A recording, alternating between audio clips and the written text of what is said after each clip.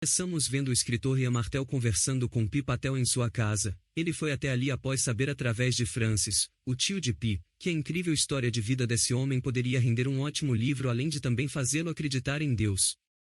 Pi começa a contar sua história partindo do início, no caso, o seu nome, que foi dado devido ao amor de seu tio Francis por piscinas, e que inclusive foram suas aulas de natação que salvaram sua vida quando ele mais precisou. Ele continua, dizendo que Francis adorava colecionar piscinas, por assim dizer, ele nadava em todas que encontrava, e então um dia ele disse ao pai de Pi, que de todas as piscinas do mundo, a mais linda ficava na França, e seu nome era Piscine Molitor, a água de lá era tão limpa que se podia beber, e que se o homem quisesse que seu filho nascesse com a alma limpa, ele deveria levá-lo lá um dia. Mas o pai do garoto levou isso tão a sério, que resolveu dar o nome da piscina para seu filho, assim o nomeando Piscine Molitor Patel. O nome nunca tinha sido um problema até seus 11 anos, quando os garotos de sua escola começaram a zoá-lo com o nome de Pipi, além de fazer outros trocadilhos e brincadeiras de mau gosto. Assim em um segundo ele passou da melhor piscina do mundo, para um pequeno indiano que molhava as calças. Porém, decidido a mudar isso, Pi aproveita o começo de um novo ano letivo para mostrar suas habilidades e conhecimento em matemática, mais especificamente nas questões que giravam em torno do número 3,14, assim se apresentando a todos como Pi. E sempre que possível, ele mostrava dominar o assunto, o que cativou os alunos e os professores, que depois de muito tempo passaram a chamá-lo de Pi, ao invés de Pipi. E obviamente essa mudança agradou muito o jovem, que se tornou uma figura famosa na escola. De volta a casa, Pi serve uma refeição para ambos e avisa que a história pode parecer milagrosa, e o escritor deve decidir sozinho em que acreditar, e então ele continua contando que em sua infância ele morava em Pondicherry, um local com forte legado francês, e com um bairro muçulmano logo ao lado. E anos antes dele nascer, para ganhar dinheiro com uma festividade da cidade, Santosh Patel, o pai de Pi, abriu um zoológico no jardim botânico do hotel que ele administrava. Onde também trabalhava Gita Patel, a mãe de Pi. De volta a casa, vemos Pi explicando que ele é um hindu católico, e por isso acredita em mais de um Deus, então Pi começa a contar como foi apresentado a Deus pela primeira vez.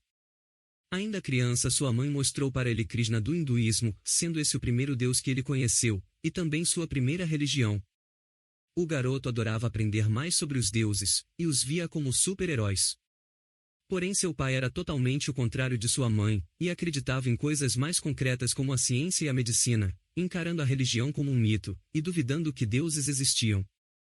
Então vemos que conforme foi crescendo, Pi passa a conhecer outras religiões. Certo dia, após perder uma aposta e precisar ir beber água benta em uma igreja, Pi é apresentado a Jesus, e ficando intrigado com sua história, o garoto passa a querer conhecer mais e mais a religião católica romana, e assim ele passa a ser católico, mas sem deixar de ser hinduísta. Porém não parou por aí, e em seguida ele conhece e passa a seguir o islamismo, a religião que o fez sentir como se tivesse um lugar ao qual pertencer. Assim Pi passou a crer em 3 religiões, além de também ser vegano. Mas isso também faz seu pai e seu irmão tirarem sarro dele, pois segundo Santosh, acreditar em tudo ao mesmo tempo é o mesmo que não ter crença nenhuma, porém isso não afeta o garoto, e ele continua firme em seus princípios. Então voltamos para Pi e Ian, ambos saem para caminhar e Patel revela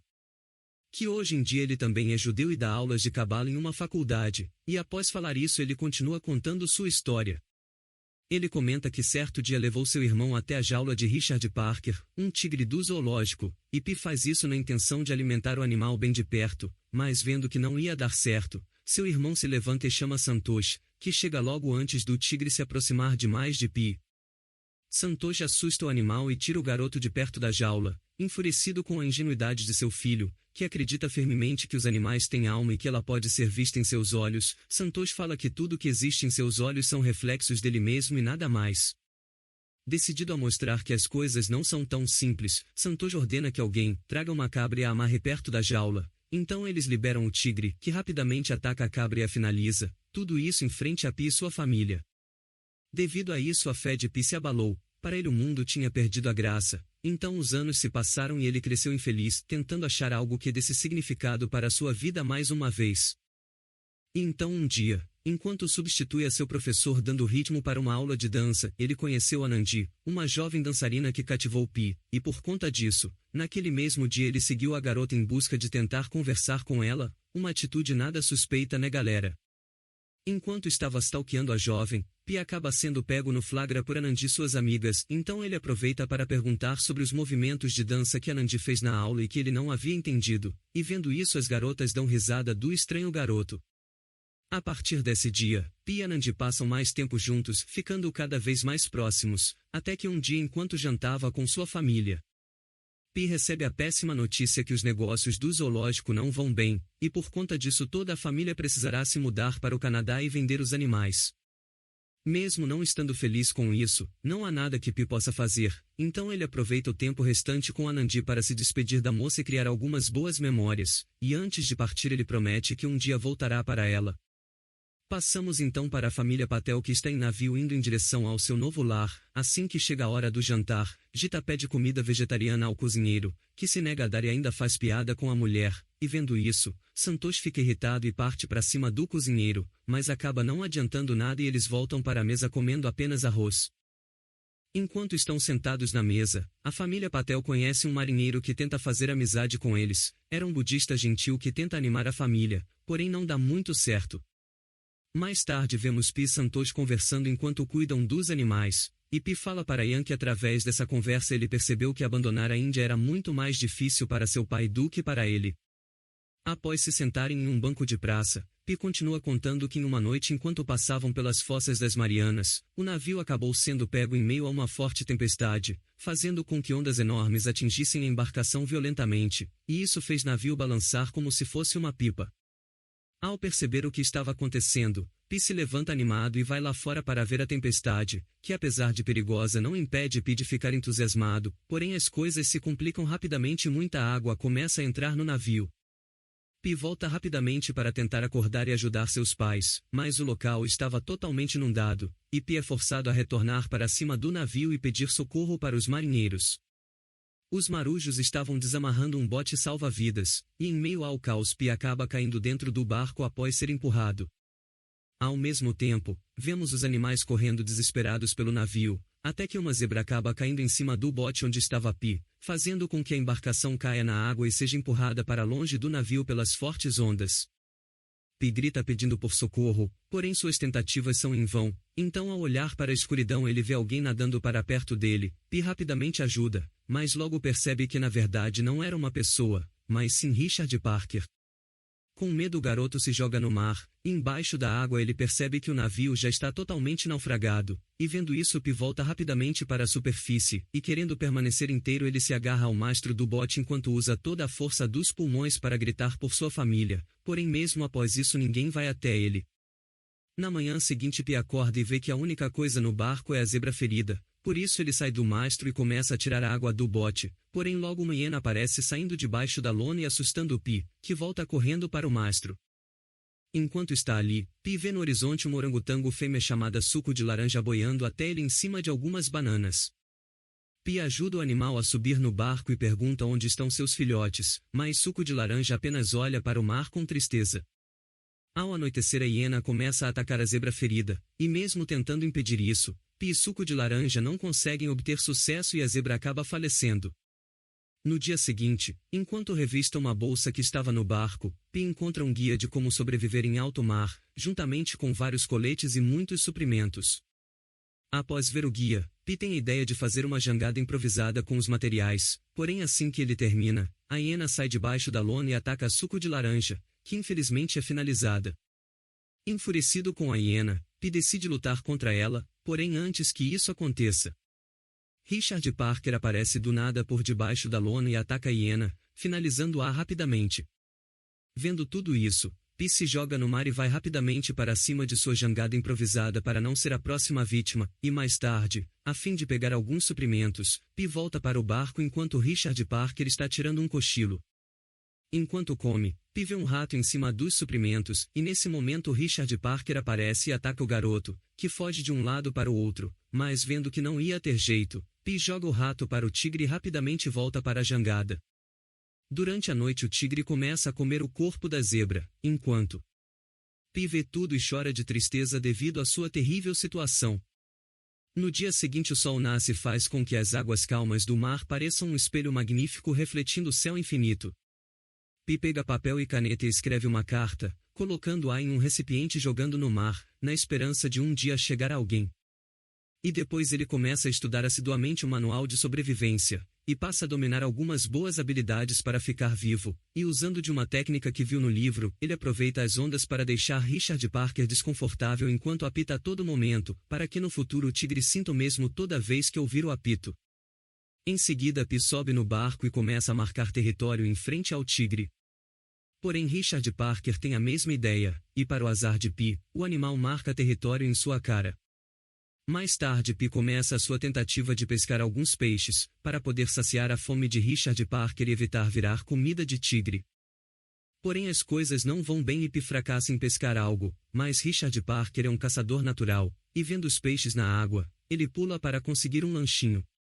Após nadar atrás dos peixes, Richard Parker vira e começa a ir em direção a Pi, que se desespera e sobe no barco, puxando a jangada para cima da embarcação na intenção de deixar o tigre no mar.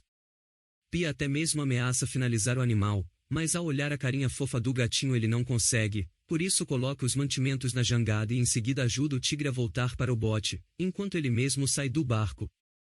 Em outro dia, após fazer a contagem de suprimentos, Pi tem sucesso em pegar um peixe, que ele finaliza com várias pancadas, mas após ter feito isso ele começa a chorar por ter tirado uma vida, e então agradece a Vishu, o deus hindu, por lhe fornecer o animal que vai servir para alimentar Richard Parker.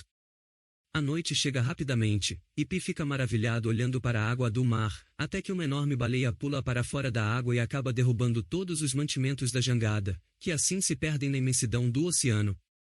Após vários dias se passarem, Pi começa a perder as esperanças devido à falta de alimentação e de água potável, porém nesse momento vários peixes voadores aparecem por ali enquanto fogem de seus predadores. Vários peixes caem dentro do barco, incluindo um desses predadores, e vendo que o tigre queria o maior peixe, Pi mostra sua dominância para Richard Parker e consegue pegá-lo para se alimentar, comendo o peixe cru. No dia seguinte, não aguentando mais ficar na jangada, Pi se prepara e confronta o tigre para conquistar seu espaço no bote, e de fato ele tem sucesso em amansar o animal. Além de conseguir seu espaço ali, ele também começou uma nova relação com o tigre, se tornando mais próximo de Richard Parker e o treinando até certo ponto. Após tanto tempo se passar, Pi se adaptou ao seu novo e indesejado estilo de vida, além de também ter aprendido a sobreviver em mar aberto, conseguindo fazer até mesmo um lugar para descansar.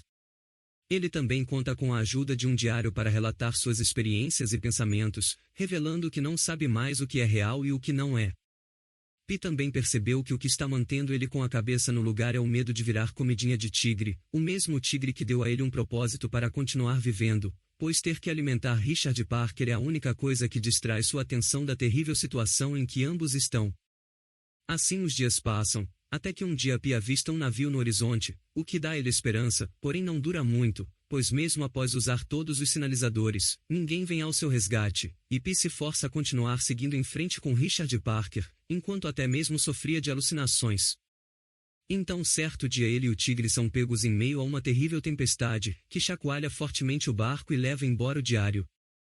Mas mesmo em meio a tudo isso, Pi olha para a luz deslumbrante em meio à tormenta e começa a louvar a Deus, e até mesmo tira a lona de proteção para que Richard Parker veja aquilo com ele, mas o tigre está sofrendo e assustado, então Pi começa a gritar e desabafar, querendo saber o que mais ele precisa perder.